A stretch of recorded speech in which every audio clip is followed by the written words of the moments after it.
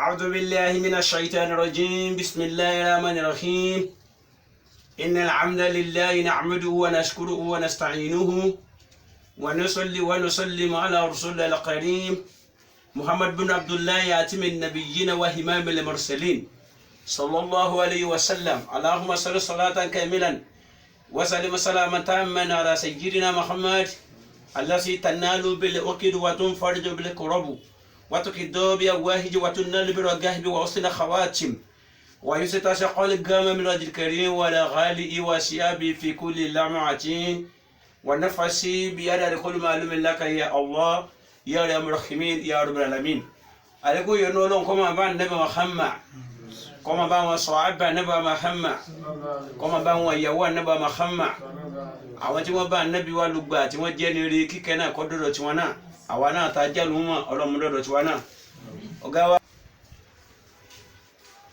ọ̀gá wa gbà Maulana Sheikh Ahmed Tijani radiyallahu anhu ọlọ́mọsàbà sàlékún yọnu wọn bàbá Maulana Sheikh Ibrahim radiyallahu anhu ọlọ́mọsàbà sàlékún yọnu náà gbogbo àwọn ẹni ọlọ́run tí ọlọ́run ti ju wọn máa yí lára àwọn tí wọ́n ti lọ lọ́ba sàlékún kẹ́ wọn àwọn tẹ́ kú lórí ilẹ̀ ọlọ́run dákùnjọ jíárí ẹ̀mí wọn lò pé àgbàrúkọlá Ànábì Muhammad ẹ̀yìn ẹ̀mí nínú Islam bí a bá wo ayé lónìí bó ṣe rí a rí pé àsàlátù ti pọ̀ bí àsàlátù ti pọ̀ káàkiri bẹ́ẹ̀ náà ni àwọn à ń ṣàdúà lórí òkè à ń ṣàdúà lórí ìsàlẹ̀ à ń ṣàdúà ní gbogbo nǹkan lọ́pọ̀ ṣùgbọ́n bó ti á ń ṣe bá a ti ń ṣe ìkílódé táyé tó bá fi ń rí bó ṣe ń rí ó tó nǹkan tó yẹ kí gbogbo wa náà ká jọ ronú lórí ẹ̀ ọ̀rọ̀ Ọlọ́run bá ti sọ fún wa pé ad'uni astajibu lakum Ọlọ́run ni ẹ pè mí wọ́n dáhùn bàbá wa pé Ọlọ́run tí ó bá dáhùn mọ́ àwa ni kó kù ká fura àwọn bàbá wa tí wọ́n fún wa lẹ́sìn tí wọ́n kọ́ wa lẹ́kọ̀ọ́ ìwọ̀n bá kéwú tí wọ́n ní wọ́n fi pé Ọlọ́run sì ń gbọ́ àmọ́ lẹ́ni kéwú lọ́pọ̀ ìpáyọ̀ Ọlọ́run kókósẹ̀ lọ́wà bàbá rà fáà mi yọ́ ma fi yín sọ̀rọ̀ yọ́ ma dàbẹ́ ní pòǹgà ní káwọn alárúbáwá ń kéwú ṣùgbọ́n tẹ́ bá wá wò páyọ̀ Ọlọ́run ti ń bẹ lára rẹ̀ kókósẹ̀ lọ́wà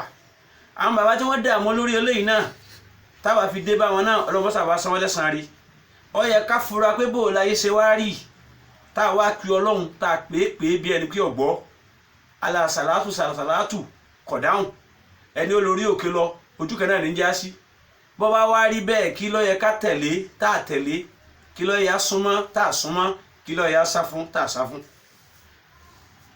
ọ̀rọ̀ náà bá ń bá wá sọ́nà Al-Qur'an ní Surat Al-An'am ní àyà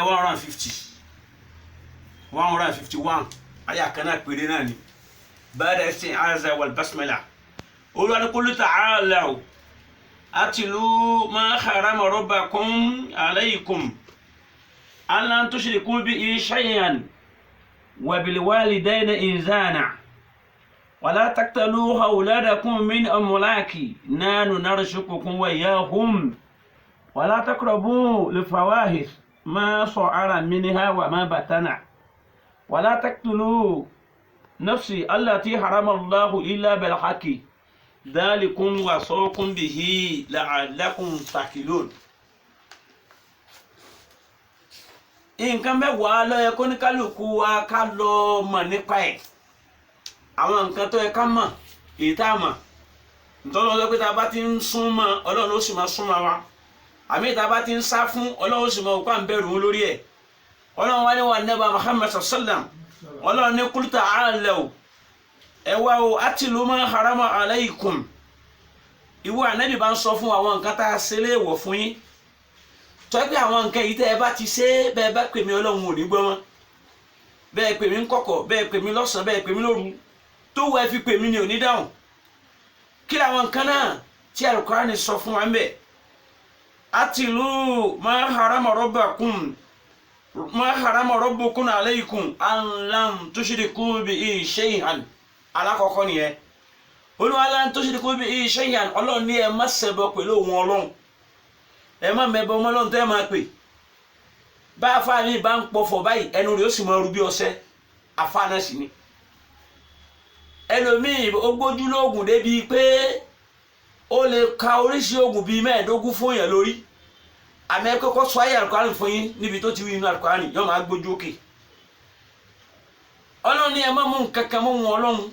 lónìí tá a wá ń dà á pọ̀ la fi pè Ọlọ́run tá a rò pé ọ̀dáhùn tí ọ̀dáhùn mà ẹbọ ti pọ̀ ọ̀pọ̀lọpọ̀ ni a máa pé kíní kan òkè a máa sọ̀rọ̀ ẹlòmíì ọ̀sẹ̀ bọ́ láàárọ̀ yóò sì lọ mọ́sáàsì lọ́sàn-án kódà ń bẹ ní ẹlòmíì tó jẹ́ pàáfàá ni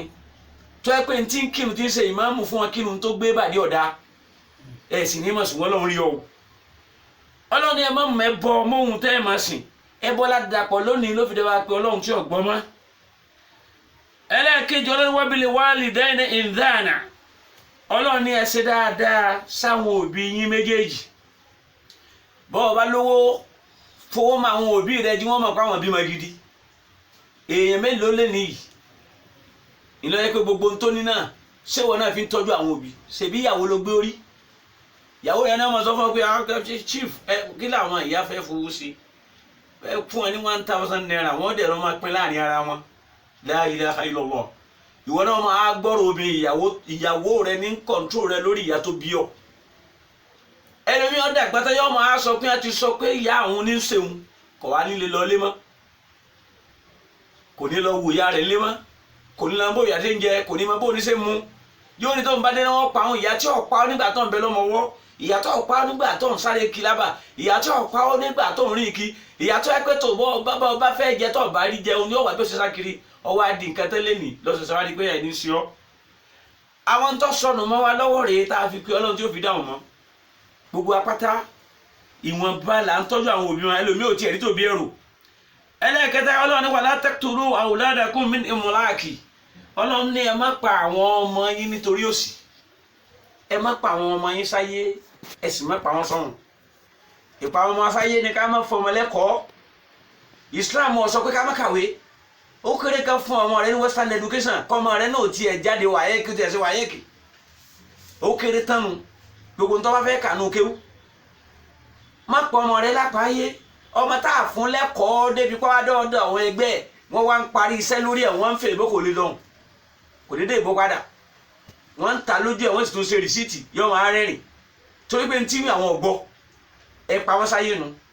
ẹ sì má pa wọ́n lápá ọ̀run àpá ọ̀run pé ká má fọmọ lẹ́kọ̀ọ́ ẹ̀sìn Islam ẹ fún ọmọ lẹ́kọ̀ọ́ ẹ̀sìn Islam kọ́dà ọlọ́mọ ní ti tààrà bá a bá ti ṣe méjèèjì ń bẹ̀ á sì máa pe Ọlọ́run lórí àwọn ọmọ yóò sì máa dáhùn mélòó là ń ṣe lẹ́nìí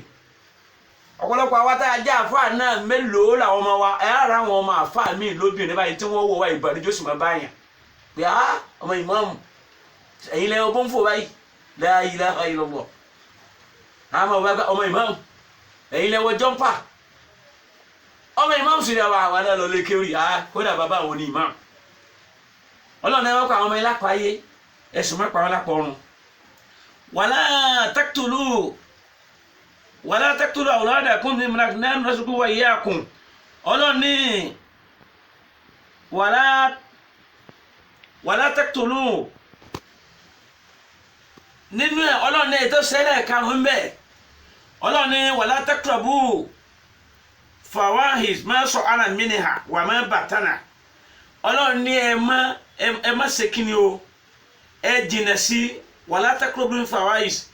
ẹ má súnmọ́ nǹkan tó jẹ́ nǹkan ẹ̀ṣẹ̀ àwọn nǹkan tó èyí tó pamọ́ ni àbí èyí tó hàn nínú ẹ̀ṣẹ̀ Ọlọ́run ní ẹ jìnà sí mélòó nínú àwọn alẹ́ mi tá a láǹgbáyé ọ̀pọ̀lọpọ̀ afá náà pé tí wọ́n sọ lẹ́nu ẹ má gbọ́ ẹ má wò àmì o ọ̀pọ̀lọpọ̀ pásítọ̀ ní bẹ tó jẹ́ pé tò yọ́ lè pariwo ní ṣọ́ọ̀ṣì yọ́ mọ́ búlẹ̀ hàì ṣùgbọ́n tí ń bẹ lábẹ́ aṣọ wọn ẹ tú wò ẹ wà síbọ̀ tán Ọlọ́run àsìkò yìí bá dé ẹ pè mí Ọlọ́run ò ní gbọ́n mọ́ ẹ pè mí wọn ò ní dáhùn Ọlọ́run àwọn àbájẹ́ ẹ jìnà sí àwọn ètò hàn ní o àbáwọ̀ ètí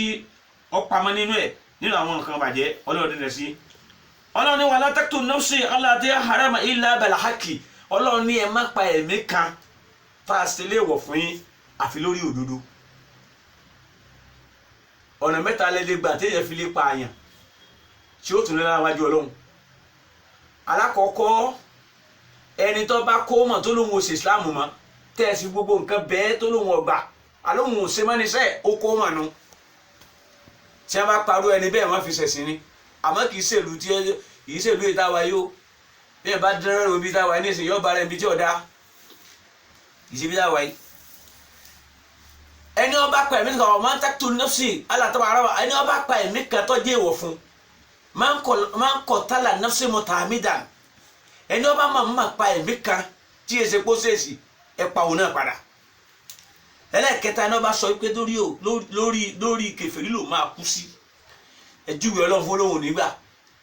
ẹni ọmọ sẹ̀bọ̀ ọmọ olóhùn nígbà ẹni ọmọ ọmọ ogun ní tó wọ́n bọ̀ kúnu ẹni ọmọ sọ̀sọ̀ náà tó bọ̀ kúnu nígbà bá ń tọ́ bá ní ọmọ bọ̀ àwọn ìdí apara àwọn papọ̀ ni bẹ́ẹ̀ bá ń bẹ lílẹ̀ ṣẹ̀rí àdúrà ẹni bẹ́ẹ̀ bá kú tí ẹ bá pa wọ́n fi sin náà ni àmọ́ bẹ́ẹ̀ bá pa èèyàn nílé ìta wà báyìí yọ̀ọ́dọ̀ náà jọba o ọlọ́run wá ní àwọn ẹ̀mí tá a ṣe léèwọ̀ fún yín ẹ má pa o torí pé ẹ bá ti pa wọ́n ẹ pè àwọn ọlọ́run àní gbọ́mọ́ bá a bá wá wo ayé lẹ́nu ẹ wo ìtàjẹ̀sílẹ̀ bó ṣe pọ̀ la ilaha illallah kálukú ò lè sùn ká forí lé sùn ká mọ́ bá a bá kiri apọ́dà àárọ̀ àánú ọlọ́run la fi lè jí pẹ̀lú ọ̀rọ̀ ẹ̀yin náà wo etí ń ṣẹlẹ̀ lókè ọya pẹ̀lú Boko Haram ká máa wá sọ pé àwọn ilé ká gbọ́n pẹ́sì ni wọ́n ń ṣe ẹ wo ohun tí wọ́n ń dánwò ẹ wo bí wọ́n ṣe ń pa àwọn èèyàn nípakúpa ní gbogbo ìgbà lójoojúmọ́ là ń gbọ́ pé èèyàn ọgọ́rùn méjì wọ́n pa lónìí èèyàn kankan lónìí kódà wọ́n tún ń pa àwọn tí a tún mọ̀ pé àwọn náà tún jó ológun wọ́n tún pa wọn mọ́ sí gbogbo wọn náà ni wọ́n ṣẹ̀ ọlọ́run ní àwọn ẹ̀mí tá a sì lè wọ̀ fún yín ọlọ́run ní ẹ mọ́ pa o torí kẹta ẹ bá rí i pa ẹ pè mí ọlọ́run ọba wọn ò sì ní gbọ́ mọ́ ẹlòmíì náà kì í ṣe pé ba àtàdá ní fi ń pààyàn ẹlòmíì náà ẹlòmíì àmọ́ pààyàn nípa àdéhùn ìwọ lọ sọ pé lágbájá pẹ̀lú ògbó ọlọ́run tó bá ti di aago 8 àárọ̀ máa bọ̀ bọ́ba di aago 8 àárọ̀ máa bọ̀ gbogbo ohun tó bùkátà sí yẹn wọ́n sì fún ọ. ó ń tẹ̀ wá dé nígbà tó dàgbà kí ló dé aago 8 ọmọdé òde aago 8 kò jẹ́ ẹ̀sùn mẹ́jọ táì lèmi ń bá dé o máa lọ ó ti bànú jẹ́ ọ̀pálápá ayé ni àdéhùn tó fi ṣe fún o ti gbẹ́kẹ̀lé rí ẹ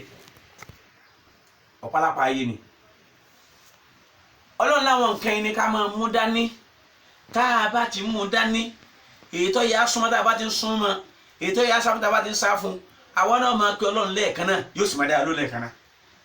ìbẹ́rẹ̀ àwọn tọ̀hún bí wọ́n bá fẹ́ kọrin wọn á ní ọlọ́run ń bẹ bí ìtàtijọ́ àwa láàsín bàbá bí ìtàtijọ́ mọ́. ọlọ́run àná ò yàtọ̀ sí tòní àwọn àtàná ń pè é lẹ́ẹ̀kan náà ìsìn dà lẹ́ẹ̀kan náà kí ló wá dé bá sàlátù ṣe pọ̀ tó lónìí